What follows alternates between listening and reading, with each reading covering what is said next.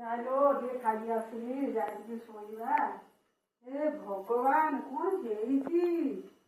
ଏ ଝିଅ ବାହାରେ ରହିକି ପାଠ ପଢୁଛି, ଏମିତି କରିଛି। କଣ କହିବି ଝିଅକୁ?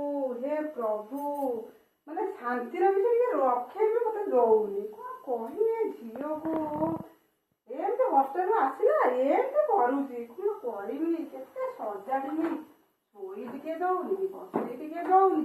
କେତେ କଣ କରିବି ତା ପାଇଁ ମୁଁ ଜାଣିବି ପାରୁନି। ଭଗବାନ, ଟିକେ ଶୋଇ ବି ଦଉନି ଏ ଛୁଆଟା। କଣ କହିବି?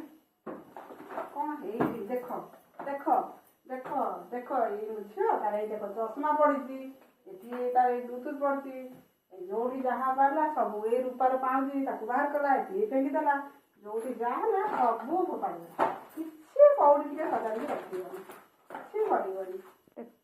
ଦେଖନ୍ତୁ ଯେମିତି ଆପଣମାନଙ୍କର ଝିଅ ଛୁଆ ଅଛନ୍ତି ନା, ଏମିତି ଝିଅ ଛୁଆ ସବୁ କରୁଛନ୍ତି।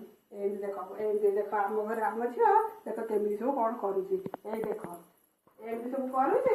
ତାକୁ ଦେଖ କୋଉଠି କଣ କେତେ ସବୁ ସଜାଡ଼ିକି ମୁଁ ସବୁ ରଖିବି, ମୁଁ କିଛି ଜାଣିପାରୁନି।